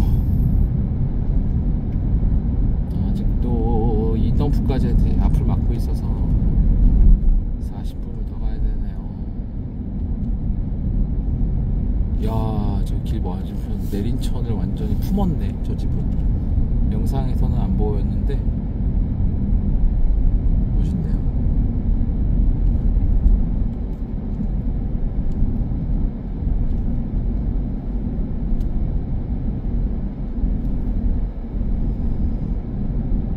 이것도 멋있다. 이게 참 카메라가 눈으로 보는 걸 담지 못하는 게 되게 아쉬울 때가 좀 있어요. 지금 제가 이렇게 운전하다가 보는 정면에 보이는 산은 정말 이렇게 멋있게 딱 고가 되게 높고 되게 멋있게 보이는데, 이상하게 카메라로 찍을 때 보이는 거는 되게 이제 코닥시면 하게 보이다 보니까 저 웅장함을 뭔가 표현할 수가 없는 게 좀 아쉽네요. 근데 이거는 이제 선호의 차이인데, 강뷰, 오션뷰, 산뷰 이렇게 있을 때 저 개인 취향입니다. 저는 산뷰 플러스 계곡이 차로 10분 거리 안쪽에 갈 수 있는 데가 좋아요. 이게 물소리를 여행 가서 들으면 좋은데요, 그게 사시사철 내 필지에서 들린다고 하면은 약간 좀 그럴 수도 있어요. 그리고 그게 계속 아름답게 흘러가는 시내 계곡이나 그런 거 모르겠는데, 그게 아니어서 물이 말랐을 때 웅덩이가 돼버리는 케이스의 계곡들이 있는데, 거기서 벌레 엄청 생깁니다. 그리고 이게 좀 독특하긴 한데, 계곡은 조금 그런 변화를 갖고 있긴 하지만 사실 리버뷰나 이런 오션뷰는 그 변화가 없어요. 그래서 이거는 뭐 과학적으로 입증된 얘기인 것까지는 모르겠지만, 바다나 강을 계속 보고 있으면 우울해질 수 있습니다. 그래서 농담처럼 동부이촌동은 생각해보면은 다 베란다가 남향이잖아요. 좀 웃긴 게, 사람들이 강남은 뭐 리버뷰라고 하지만 북향으로 리버뷰인 거잖아요. 그래서 오히려 옛날에 남향 중심으로 지어진 뭐 압구정 현대 아파트 같은 경우에는, 남향은 나는 앞집 보고 있고 도로뷰거나 앞집 보고 있고, 이제 베란다 저쪽에 이제 무슨 다용도실 쪽에서 조그만 쪽창이 강이 보이는 좀 아이러니. 어쨌든 이촌동 같은 경우가 이제 그 옛날에는 이제, 지금은 맞벌이가 거의 일반적이긴 하지만 옛날에는 이제 보통 한 분은 집에 계셨잖아요. 근데 이제 그 사모님들이 이제 좀 전반적으로 우울증이 많았다, 강을 멍하니 보고 있으면. 그런 웃지 못할 소리도 들었던 적이 있는데, 그게 뭐냐면은 산뷰는 다이나믹함이 있어요. 계절마다 변함. 봄은 봄의 정치가 있고, 여름은 여름의 정치가 있고, 뭐 진짜 겨울 같은 경우는, 지금 같은 경우에도 이제 계속 도로 보이지만 눈 산들이 보이고, 가을에는 단풍. 계속해서 이제 그 사계절의 계절이 명확하게 느껴지는데요. 그 강은 사실 예를 들면 계곡이 아니라 강 정도 수준이라 그러면, 강은 변하면 안 돼요. 그 강은 굉장히 오랜 시간을 통해서 변화가 있는 거지, 그 자체가 갑자기 뭐 봄에 이랬다가 여름에 다르게 변하면은 그거는 재난 사태가 발생한 거기 때문에 그런 일이 있으면 안 됩니다.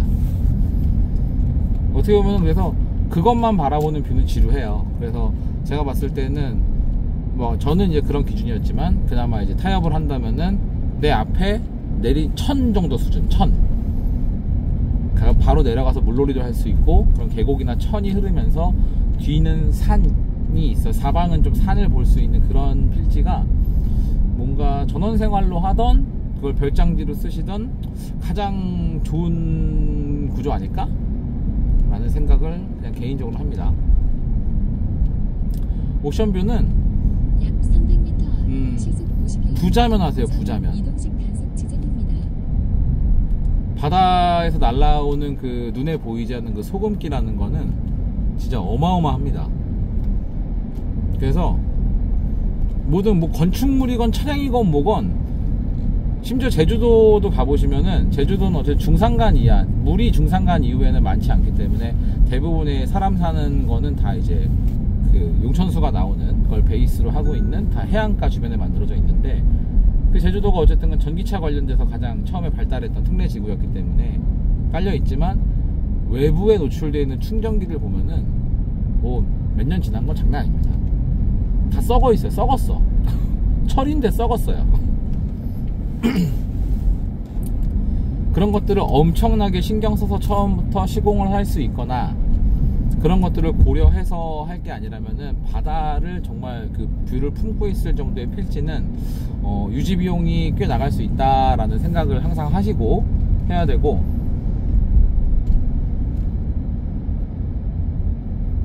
이게 되게 아이러니한 건데, 그래서 평창 같은 경우에 강원도는 반대로 눈이 엄청 많이 오잖아요. 그럼 제설할 때 기본이 눈삽으로 미는 것만이 아니라 염화칼슘을 뿌려요. 왜냐면 계속해서 뿌릴 수가 없으니까 염화칼슘을 뿌려놓고 최대한 한번 밀었을 때 그 안쪽이, 그러면 도로에 염화칼슘이 다 범벅이 되어 있거든요. 그래서 이제 다 치우고 가면은, 근데 비가 겨울에 많이 오진 않잖아요. 오면 눈이 오는 거니까. 그러면 도로가 다 이제 염분에 절여져 있어요. 그럼 어떤 상황이 되냐? 운전할 때 내 차 하부에 염화칼슘이 다 들어붙는 거예요. 타이어랑 이런데. 그래서 그게 별로 좋지 않습니다.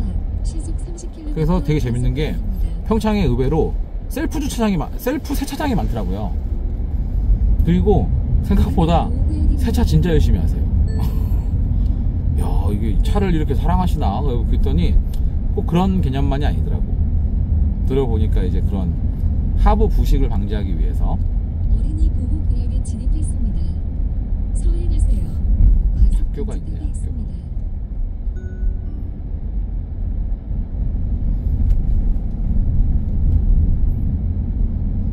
여기도 이제 스쿨버스가 운행을 하고 있네요.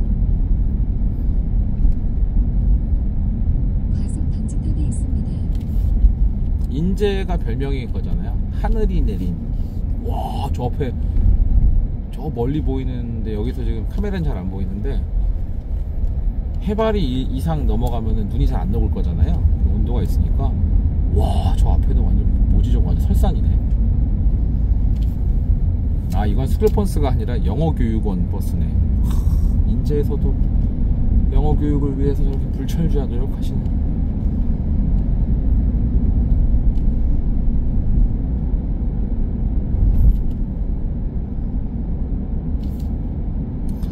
하늘이 내린 고장이라고 하잖아요, 인제.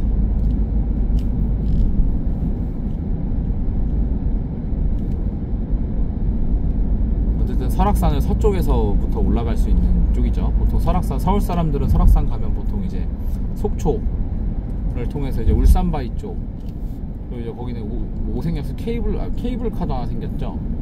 그래서 뭐 등산이 어려운데 설악산 절경을 좀 보고 싶으면은 케이블카 돈 내고 올라가셨다가 금방 내려오실 수도 있고, 이제 소청 대청 올라가는 길 쪽을 보통 이제 그 속초 쪽에서 들어가시는 길로 출발하시는 경우가 많은데, 그건 이제 설악산의 동쪽에서 올라가는 거죠. 인제 서쪽에서 내려올 수 있는, 올라갈 수 있는 쪽. 저희 지금 이번에 가는 현장이 되게 산 좋아하시면 엄청 좋겠더라고요. 설악산을 차로 한 15분이면은 이제 그 등산로 진입로로 가실 수 있는 정도의 필지여서. 아까 삼교에 대해서 잠깐 얘기 드렸지만 그렇잖아요. 사계절 이름이 다 다르잖아요. 봄에는 어떻다, 여름에는 어떻다.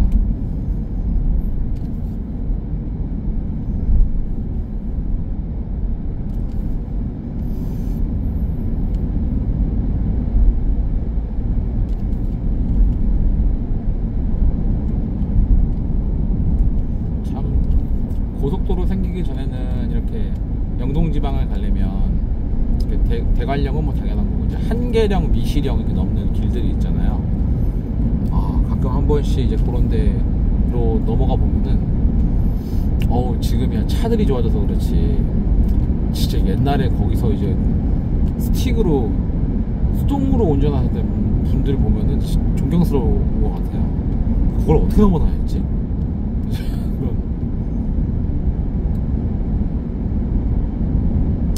한번 가면 멋있는데.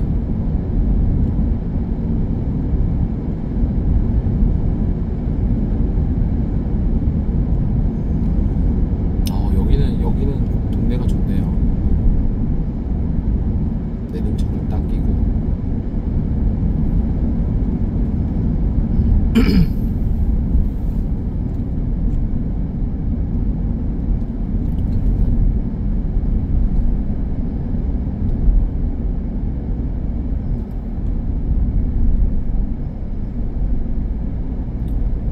여기가 이제 여기가 멀지 않은 곳에 인제 스피디움이 있네요. 자동차 레이싱 좋아하시는 분들의 유일한 성지.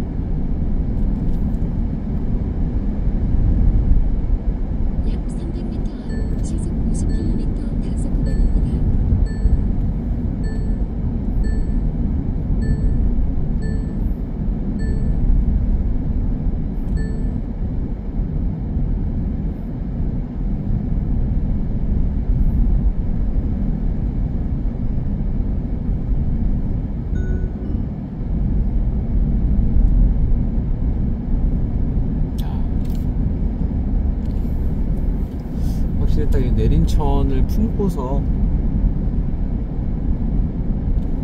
별장이나 약간 그런 개념으로 지어진 집들이 훨씬 많아요. 여기는 딱 별장 동네네. 여기서 안 보이시는데 저 지금 왼쪽 좌측 맞은편에 되게 정말 가성비 좋게 지은 집도 있고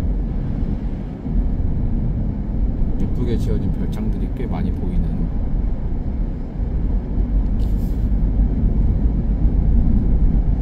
근데 진짜 여기까지 들어오시면은 이거는 뭐 이제 서울과는 이제 약간 담쌓겠다 정도의 동네인 거죠. 이 정도는. 저희 집에서 평창 공평면에서 서울까지 안 막힐 때 가면은 국도 타면은 2시간 20분, 고속도로 타면은 1시간 45분 정도 걸리거든요. 사실 기름값이 아까워서 그렇지 전기차로 바꾸면은 저도 거의 데일리도 그게 무리 없다고 생각해요. 통감동 왔다 갔다 하는 게 그렇게 무리하다고 생각하진 않는데 하이브리드면 조금 부담스러워요. 한번 주유할 때 풀로 넣으면 한 1,600원 정도 기준으로 한 10만원 조금 넘게 들어가고, 그럼 1000km 달리는 건데 왕복으로 300km니까 사실 왕복 교통비가 3만원이라는 거거든요. 기름값. 차도 차대로 감가되고. 그래서 전기차로 바꾸면 이제 그 금액이 절반으로 떨어지죠. 가끔 고속도로를 타고 싶을 때 타더라도 어쨌든 톨게이트비가 50%인가 아마 할인될 거예요. 그래서 여기는 내가 여기에 만약에 이제 했다 그러면은 서울 한번 가면은 이제 거기서 5박은 하고 와야 되는, 금요일만 밤에만 넘어와야 되는 이제 그런.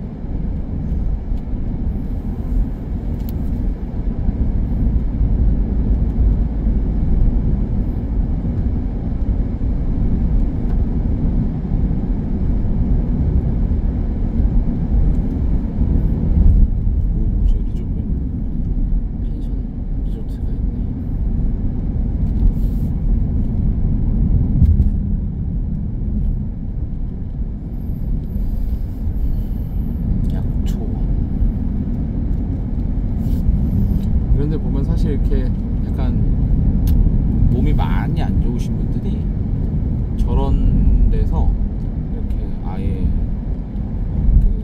그러니까 병원 치료에서 할 수 있는 게가 없다 라고 하신 분들 중에서는 저런 데 내려가셔서 약초원에서 이제 방도 마련되어 있는 경우들이 있어서 거기서 이제 기거하시면서 이제 그런 걸로 치료하시는 분도 있다고 하더라고요. 저는 아직까지는 정확히 보진 못했는데.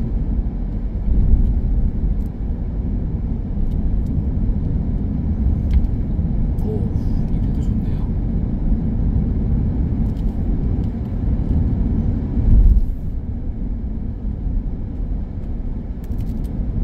야, 이제 온도가 올라가서 녹기 시작하니 물도 불어나고.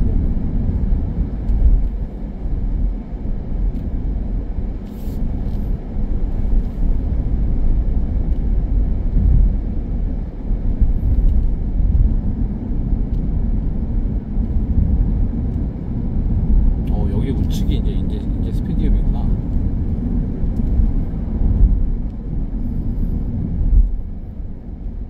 나중에 한번 와봐야겠네요.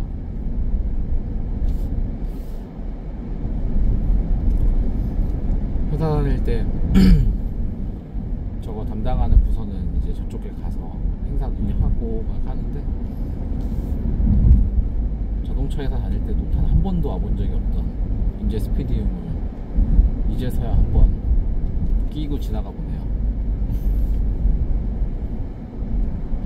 이게 뭐지? 차가 이거 맞지?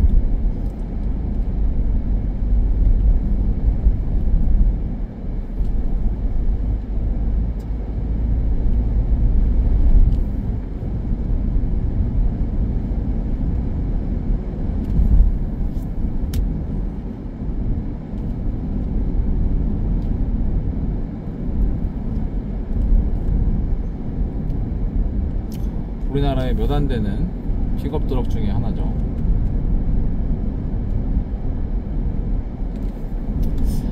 기아 타스만이 성능 때문인지 여러가지 어떤 이슈 때문인지 모르겠지만 EV로 나왔으면은 좀 많은 관심들이 있었을 텐데 더 많은 관심이 있었을 텐데 좀 아쉽긴 하네요.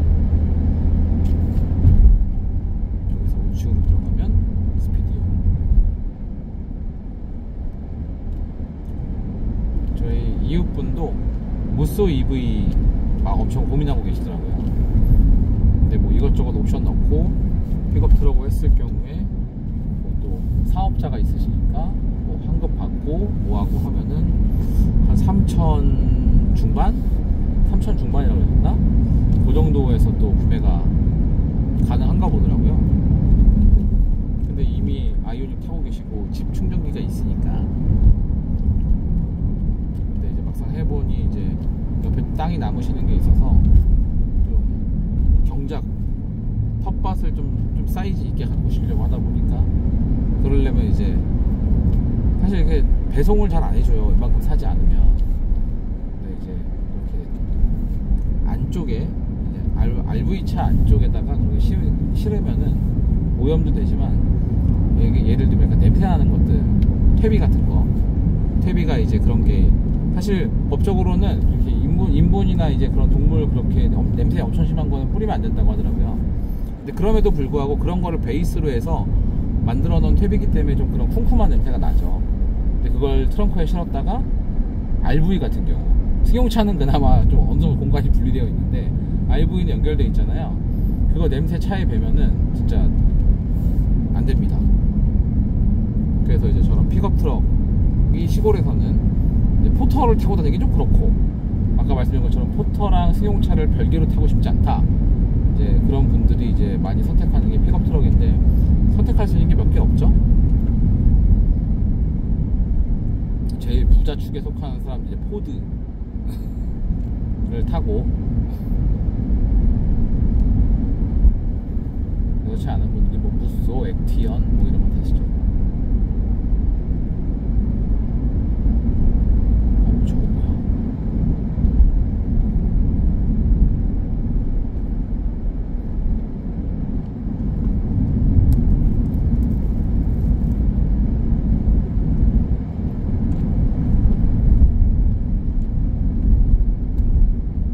어우, 이메아 판다고 변속 붙어있네.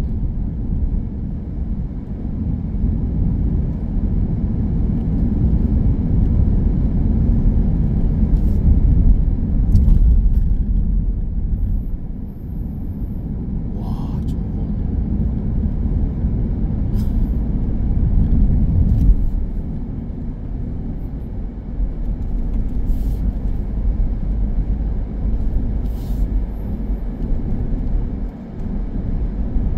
야, 저게 설악산인가? 앞에 완전 꼭대기가 만년설처럼 되어 있네요.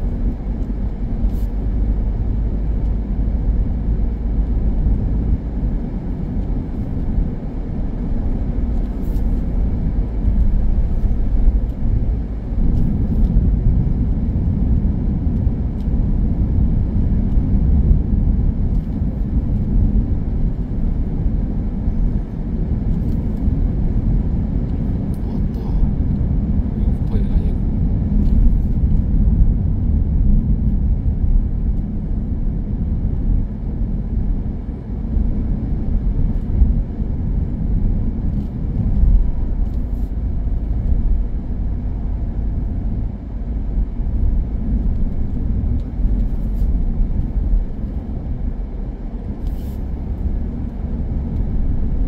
뭐야?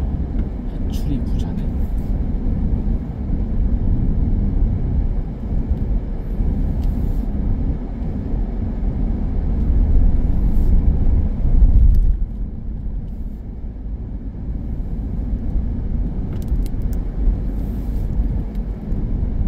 펜션 한옥으로 예쁘게.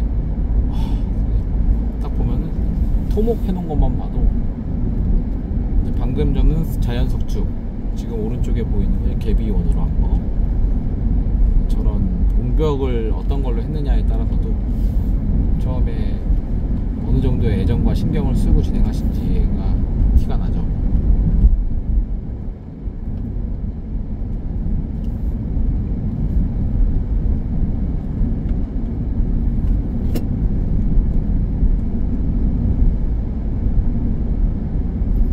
여기는 그래도 차가 꽤 많네요.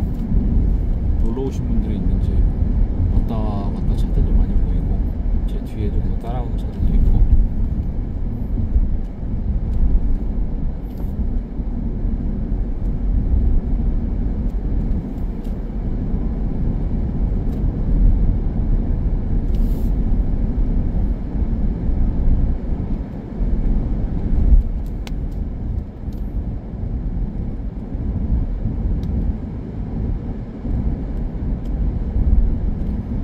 참 우리나라는 전후 이후에 이렇게 부지런히 민둥산들을 식목일도 제정하고 해가지고 지금도 나무 심기 기간 전후로 해요. 그래서 저도 여기 봉평 커피숍 사장님이 알려줬는데, 군에서 서울도 있을 거예요, 묘목 나눠주기 공짜로 막 주시더라고요. 살 수도 있지만 뭐 이제 무한정 주는 게 아니고 뭐 이제 그 가구 수에 뭐 인원 따라 이제 뭐 어느 정도 주시겠죠, 날짜에 맞춰 가면. 근데 아쉽게 이 나무들이 건축 자재로 쓸 수 있는 나무가 거의 없어요. 좀 빠르게 하다 보니까 이렇게 산업적인 것까지 사용 안 하고 조림이 됐던 그런 역사가 있더라고요. 그래서 우리나라가 목조주택이 최근에는 여러 가지 기술도 발전하고 관련 기능 전문가들이 많이 생기면서 관심 받고 있고, 저도 사실 목조로 지었거든요. 단열 이런 거 관점에서는 목조가 장점이 있어요. 장단점은 다 있지만 모든 건축이 완벽한 건축은 없고 그 방식에 대한 장단점을 자기가 맞게 선택하면 됩니다. 근데 이제 우리나라는 목재가 이제 생각해보시면 한옥 다 목조일 거잖아요. 다 한옥만의 구조, 그러니까 뭔가 한옥 중목 구조, 이게 사실 되게 관리만 잘해주면은 500년 1000년도 가는 구조체라서 참 좋은 방식인데, 옛날에는 뭐 그런 목재 산업이 있지 않으니까 어디서 자재를 갖고 왔겠어요. 제 동네에 걸 썼겠죠. 그러면은 그런 두께가 되는 나무들은 다 그 지역 나무일 거고, 그 지역의 사계절을 버티면서 수십 년을 자랐기 때문에 그 지역의 기후에 익숙하게 함수율과 수축 팽창이 되는 거죠. 그래서 목조주택의 제일 좋은 거는 정말 기가 막히게 함수율을 맞춰가지고 생산해주는 그런 게 아니라면 그 동네에서 자란 나무 쓰는 게 어떻게 보면은 가장 수축 팽창에서도 안전하고 목조 기준으로 봤을 때는 가장 나이스 할 거예요. 근데 우리나라는 대부분 구조형 각재가 다 해외산입니다. 99%가 해외산이에요. 뭐 우리나라도 요즘 최근에 산림청이랑 뭐 각 지역 목재 조합, 산림조합 이런 데랑 이런 것들을 산업화 해나가고 있지만 시간이 걸리죠. 뭐 나무가 하루아침에 자라는 건 아니니까. 그리고 뭐 그게 예를 들면 전라도에 만들어졌어요. 전남에. 그거 평창에 와서 쓰면은 사실 큰 의미가 없다는 거죠, 어찌 보면. 오히려 북유럽에서 엄청 추운 걸 버티는 나무가 오는 게 좋을 수도 있는데, 문제는 이제 그런 나무는 우리나라 한여름에는 미칠라 그럴 거예요. 죽어 있지만 그 나무의 성질로 봤을 때는. 그래서 이제 목조주택은 짓고 나서도 사계절은 돌려봐야 되고 그런 것들. 그래서 참 시공할 때 신경 쓸 게 되게 많아요. 근데 그런 거를 이제 다 구조체가 안쪽에 묻혀버리면 눈에 보이지 않기 때문에 그런 거 진짜 대충 시공하시고서 하자를 일으키는 업체가 너무 많고, 양평 쪽에 쉬쉬하고 있는 분들이 되게 많은 걸로 알고 있는데 진짜 문제 있는 주택들 많습니다, 양평 쪽에. 옛날에는 정말 2018년도 그 어떤 개정안이 생기기 전에는 우리나라 뭐 단열 기준도 명확히 없어가지고 60평 이상 같은 경우에는 지금은 직영공사가 안 되고 이제 건설 면허가 있어야 되거든요. 물론 지금도 이제 면허를 대여해서 하는 경우가 뭐 왕왕 있지만, 그래도 오늘 규제가 생겨서 60평 이상은 아무나 또 하긴 또 어려워요. 그래서 또 웃긴 거는 종합건설 그 회사라는 것도 자본금 기준과 4대 보험 받는 그 기술자 기능 갖고 자격증 가진 사람 몇 명을 채용하고 있느냐가 사실 그거에 대한 업종 인허가 기준이어서 그게 사실 종건이라고 해서 믿을 수 있는 건 아니거든요. 좀 아이러니하죠. 참 이 건축 시장이라는 게 참 여러 가지로 재미도 있고 그런 시장이지만 또 참 보고 있으면은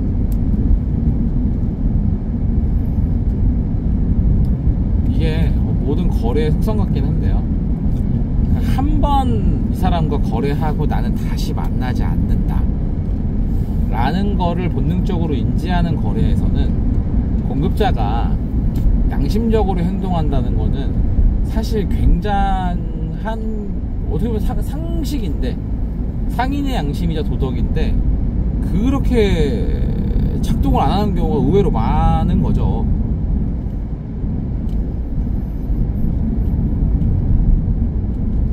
저희가 빨리 제가 좀 더 서둘러서 투자를 조금 더 받아서 플랫폼 데이터 인풋 활성화나 이런 것들을 빨리 하고 싶은 이유도 뭐 저희는 직접 시공도 하고 있지만 시공보다는 이렇게 지어지는 건축물 하나하나가 데이터화가 돼서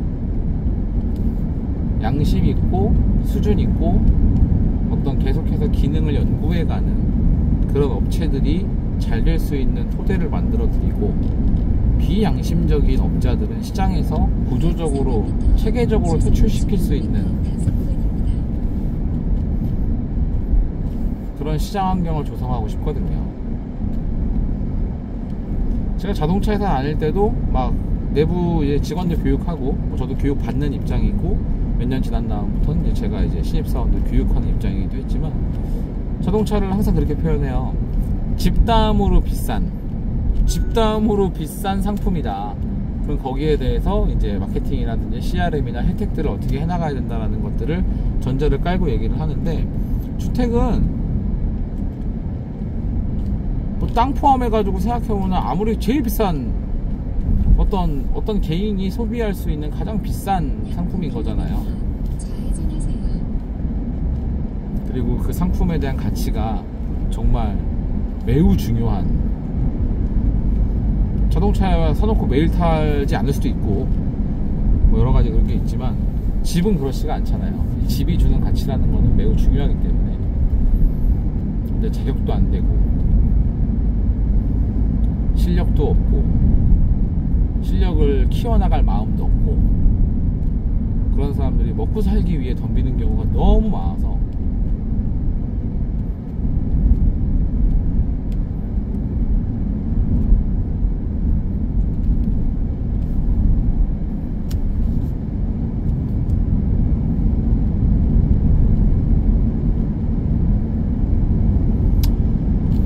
자 10분만 더 가면 현장에 도착하겠네요.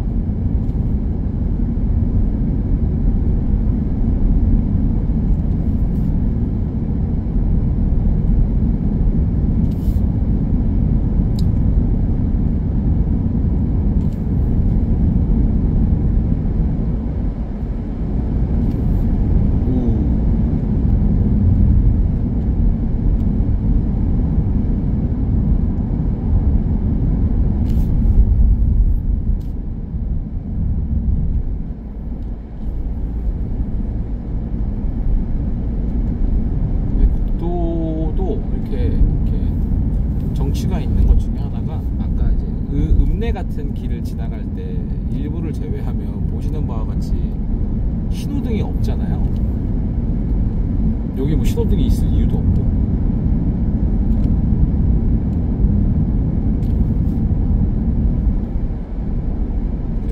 언덕길을 올라가는 경우에는 당연히 그런 구간만 많은 길을 다니면 안 되겠지만 지금 아까 출발할 때 19.2 평균 연비였는데 지금 19.5로 올랐거든요. 여유롭게 자연을 감상하면서도 정비 운전도 할 수 있다. 강원도에서 강원도 여행을 하실 때는 정말 급하게 가고 싶다 그런 마음이 아니라면 가능하면 국도길을 다니시는 거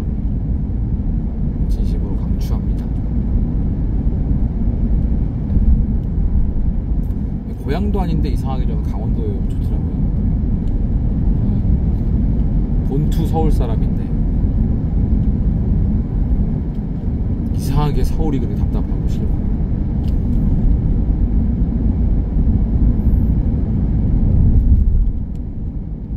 유독 강원도만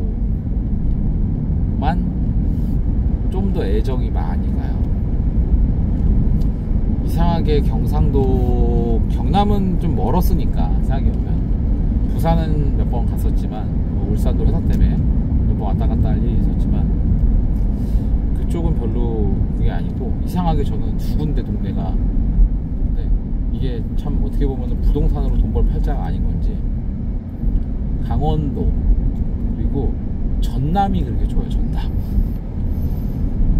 해남, 뭐 여수 이런 데가 좋아요.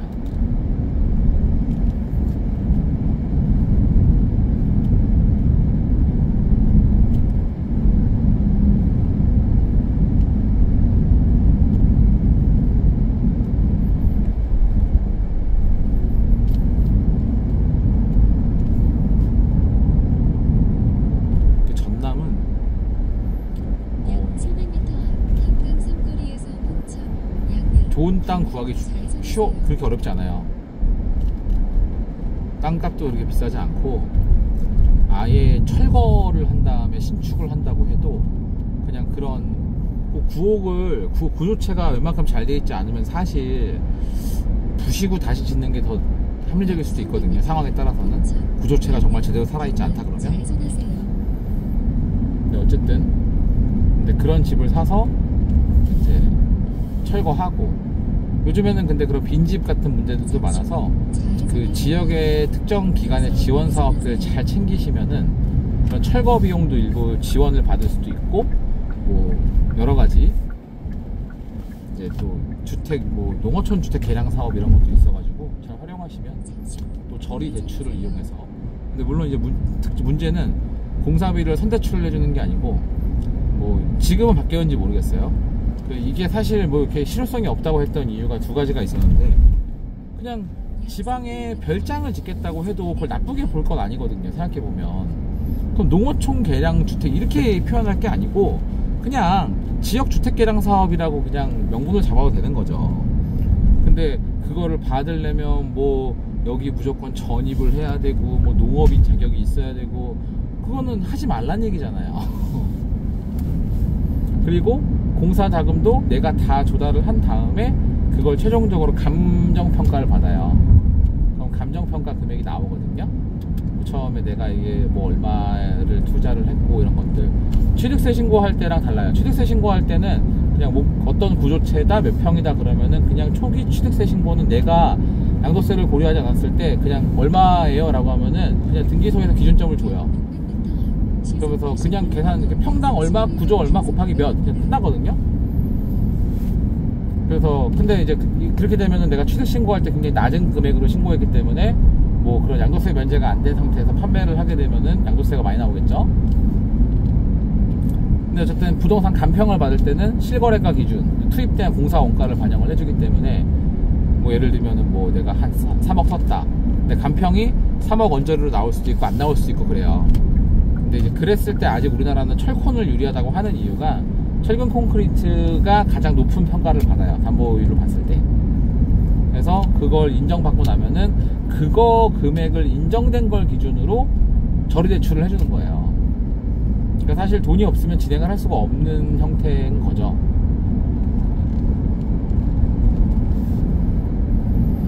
그런 제도들을 조금만 잘 손봐서 실제로 사람들이 그냥 딱 그냥 뭐 좋은 정책에 들여다보면 아 이거는 하지 말라는 거구나 이렇게 인식하는 게 아니라 좀 더 적극적으로 활용할 수 있게 됐으면 좋겠다는 생각이 드는데,